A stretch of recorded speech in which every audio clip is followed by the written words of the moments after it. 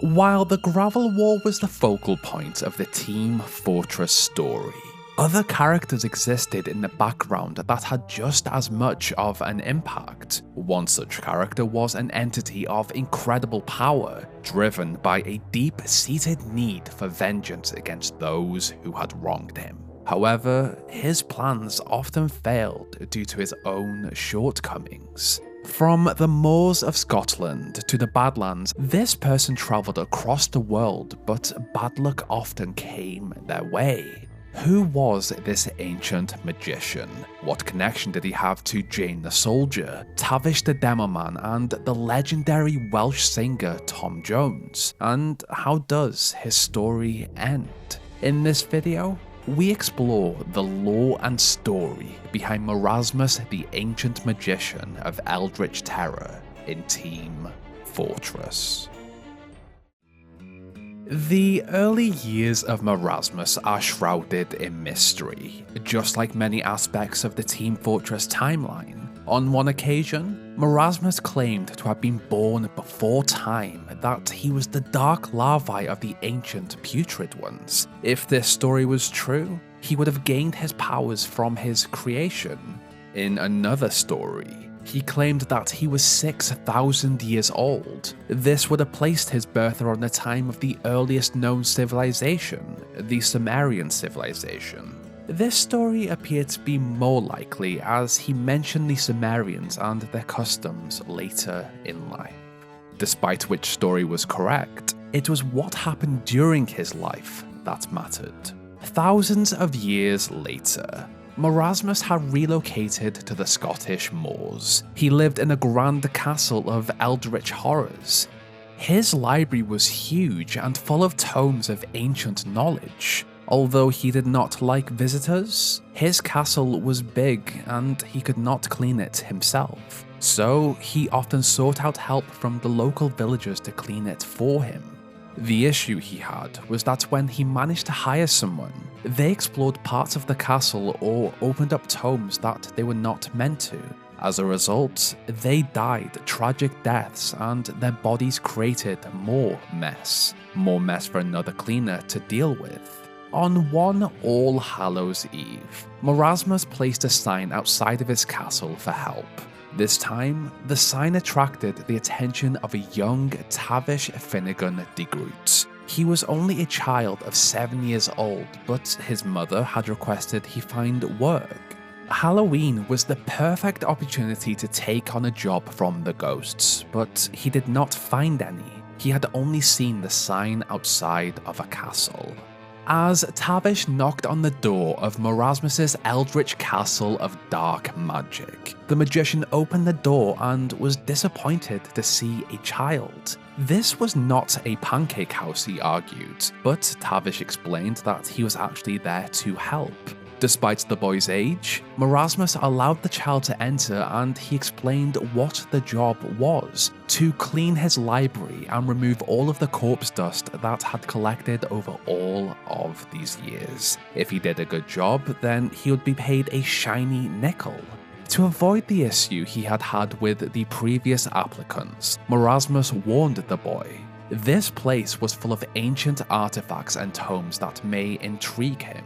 There was one book in particular that held forbidden knowledge and ancient wickedness. He warned Tavish not to gaze upon the tome, even if it was appealing. The boy agreed to ignore anything that enticed him, and as Merasmus left the library, Tavish got to work. As the hours passed, Tavish cleaned the foul place until it was spotless. Then he heard a faint whisper, "Read me." These whispers came from a book held on a pedestal, the Bomonomicon. Just like many of the other tomes in this library, it contained arcane secrets and knowledge, this one specifically about bombs. The Bomonomicon wanted the boy to come closer to read the secrets written on its pages, but Tavish had been warned by Merasmus not to interact with any of the tomes here. Frustrated, the book mocked the child. "Oh, the magician said not to. Wow, I'm sorry, that changes everything. I didn't realize some old idiot in a dress told you not to read something. Gosh, you better not then. Here, why don't I just read myself? Over the following minutes, the Bominomicon read itself and spoke of how its contents were fascinating and not dangerous at all. That it changed everything it thought it knew about bombs. This was enough to persuade Tavish to lean in to take just a peek. However, in that moment, the ancient tome zapped the boy's eye and began to haunt it. This was the greatest moment of the Bominomicon's life. Although Tavish was in pain, upon the return of Merasmus, he was more annoyed that the child had ignored his instructions. The book would never shut up about what it had achieved, and he had to live with it. With only a short amount of time to fix this situation, Merasmus cast a spell, Basbo Badaba. When Tavish woke up, Merasmus, the book, the castle, and his eye were gone. Meanwhile, the magician moved away and settled in the Badlands. It was not ideal, but he had acquired an eye, something he could possibly use in the future.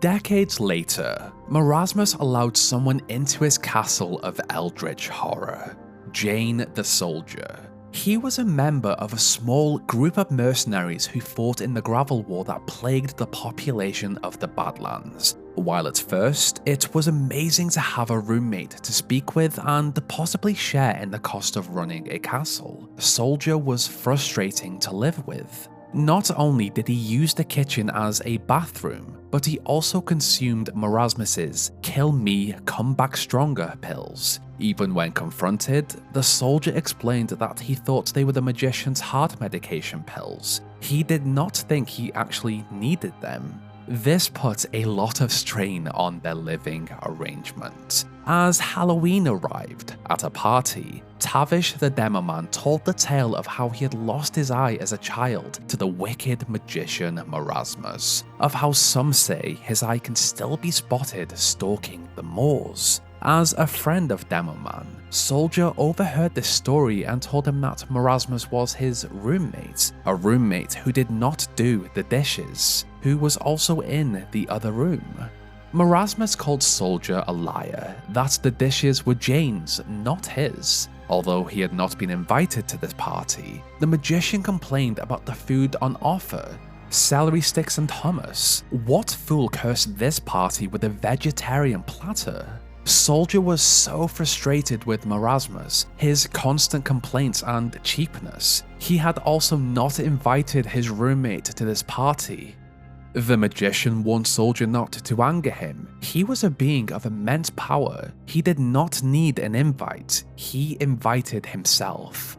As this exchange became more heated, Soldier warned Merasmus that he was going to invite the magician's staff up his arse and use it as a broom. Merasmus claimed that would be the first time Jane had swept anything. In anger, the Soldier snapped the magician's staff in two. In response, Merasmus the Magician pronounced this vile party over, and he summoned the eye of Tavish the Demoman, Monoculus, and ordered it to kill Soldier, Demoman, and the rest of the mercenaries. Upon his return to the castle, Merasmus was surprised when Soldier came home hours later. He and the mercenaries had defeated Monoculus, and for a time, things went back to normal. But once again, over the next year, Merasmus grew frustrated with his roommates. He never cleaned up after himself. He wore Merasmus's robes and stretched them out, and he often filled the toilets with sour cream. The final straw was when he used one of the magician's ancient artifacts as a bowl. This was a skull forged in hell that fed on souls, but Jane did not care.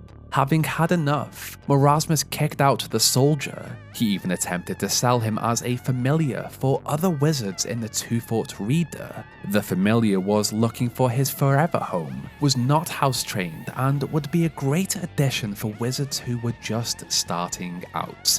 For the low price of $3, free or a best offer, he could be theirs.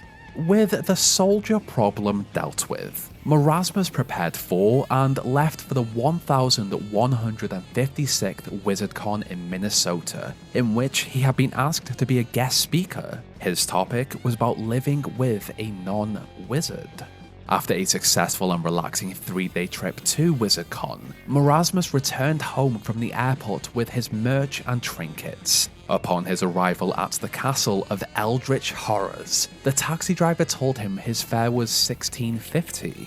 The great magician wanted to only pay $10 and attempted to cast Brasbo Barabbas, but this attempt only annoyed the driver. He could pay the fare or be driven back to the airport. Merasmus was not very good with his finances and attempted to lower how much he paid on any occasion, but the taxi driver had the upper hand here. Disappointed, he handed over the full amount. This, however, would not be the worst part of his day. As Merasmus stepped out of the taxi, he was horrified to find that not only had Soldier returned, but he had trashed his castle. Raccoons wandered the lawn, a washing machine had been set on fire, and a refrigerator was sealed shut and in the process of being buried.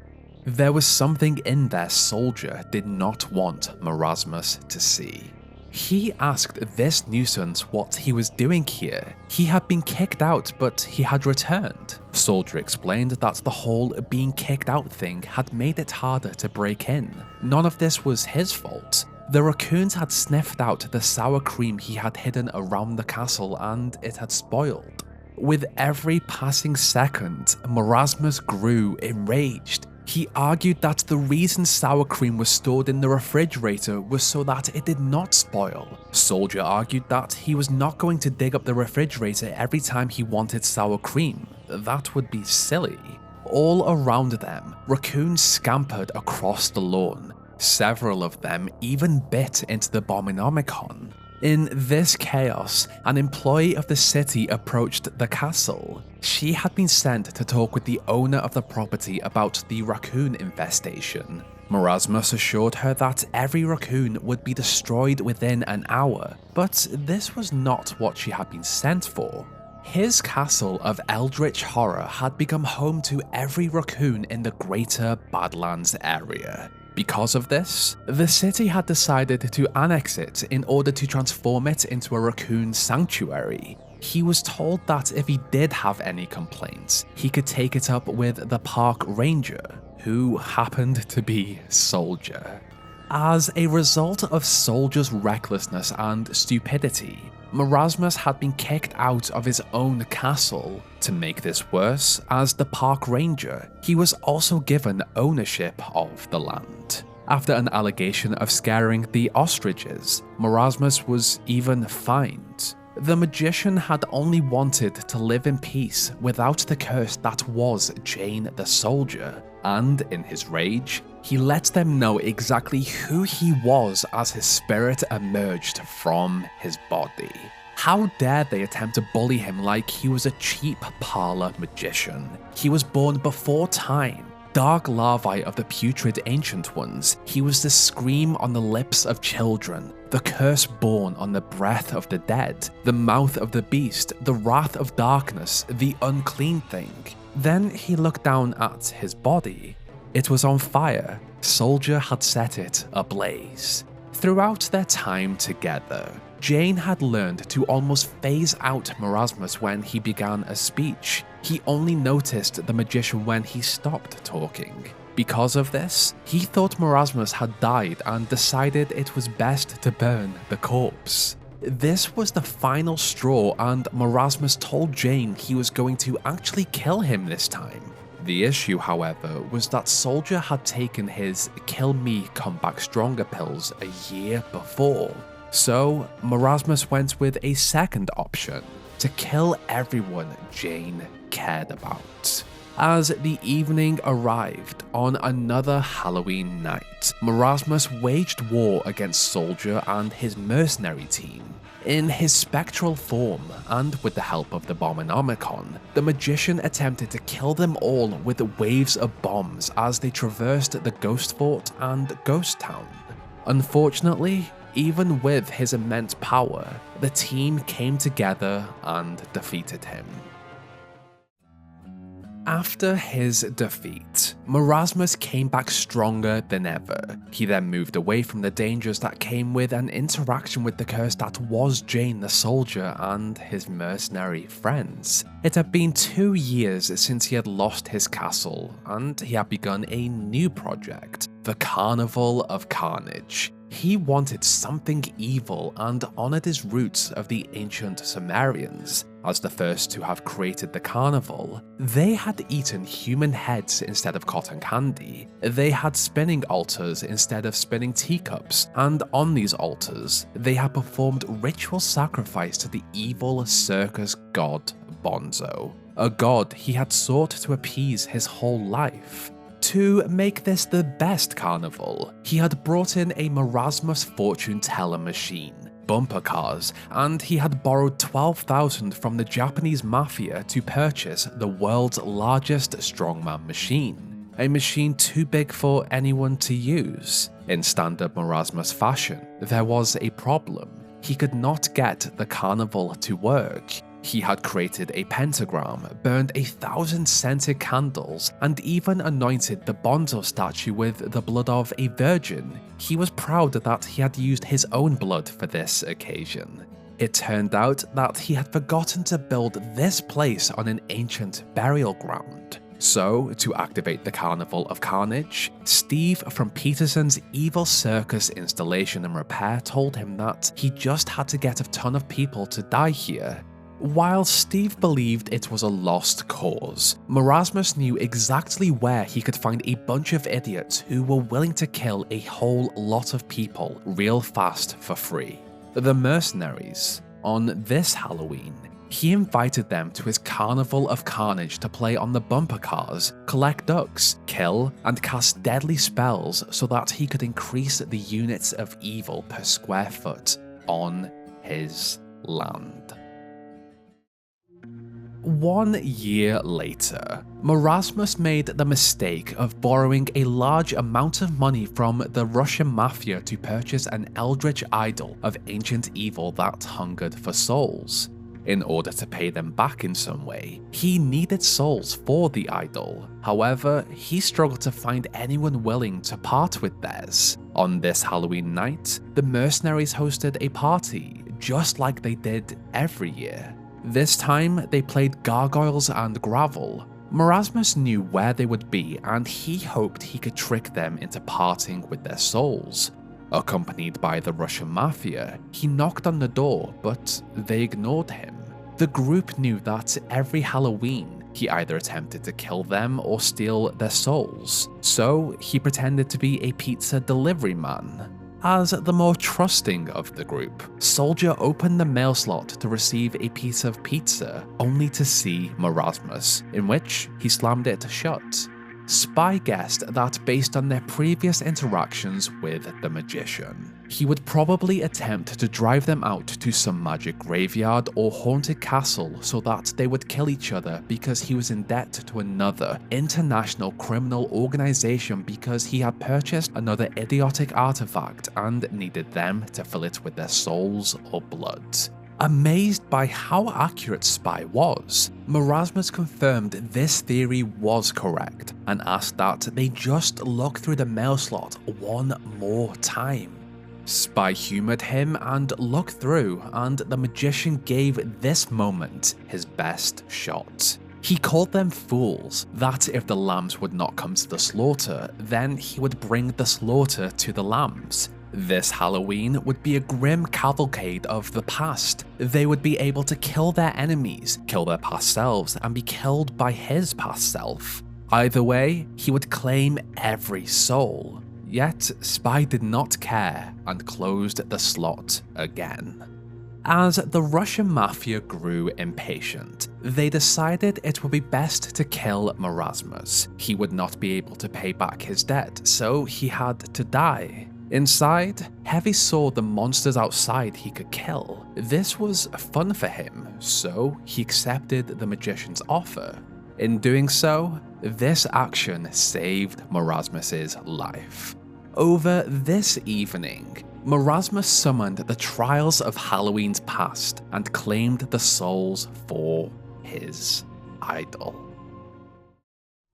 Years later, Merasmus left the Badlands. He wanted a new life and found himself in a bit of luck when one of his idols, the legendary Welsh singer Tom Jones, offered him the opportunity to move in with him as his roommate. The death of the Mann brothers had put an end to the Gravel War, and he believed his interactions with the Soldier were finally over.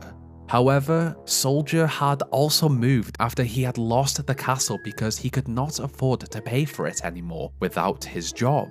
Soldier was sad, and what made this worse for him was that he saw Merasmus was finally happy.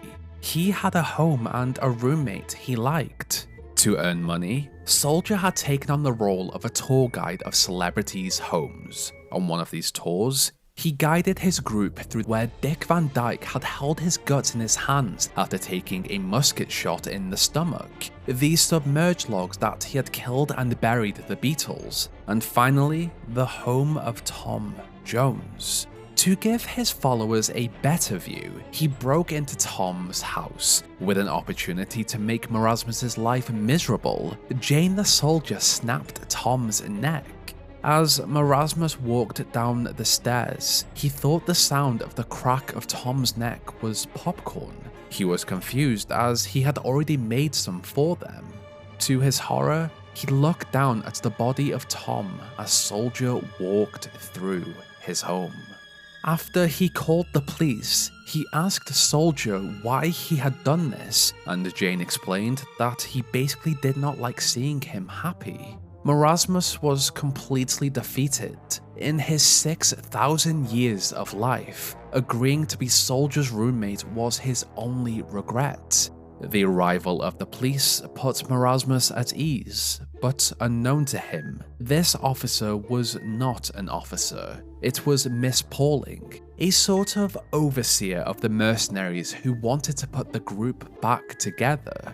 To help Soldier, she asked the magician to check Tom's pulse to make sure he really put his fingers all over the neck. In doing so, when the real police arrived, they arrested Merasmus for the murder of Tom Jones and brought him in for questioning. The tale of Merasmus the Magician is that of tragedy. While he did have some power, he did not use it well. His bad decisions led to him meeting Jane the Soldier, who became a plague on his life. He spent more money than he had and borrowed from the mafia, and seemed to become more and more unlucky by the day. Yet, he did have some very interesting moments over his 6,000 years. He had honoured Bonzo the circus god, paid Tavish the Demoman that shiny nickel even though the boy went against his orders. He picked up Soldier as a sort of familiar, only to lose everything to him. And maybe his relationship with Sir Tom Jones could have been more than it seemed. He was later sent to prison and told his cellmates the stories of his life that he described as terror tales as he stirred their toilet wine. Merasmus had lost his home, Tom Jones, and freedom because of Jane the Soldier. If he ever escapes prison, just maybe one Halloween, he may actually get his revenge. I created a poll a while back asking you guys which character I should cover next in Team Fortress, and Merasmus won by a ton.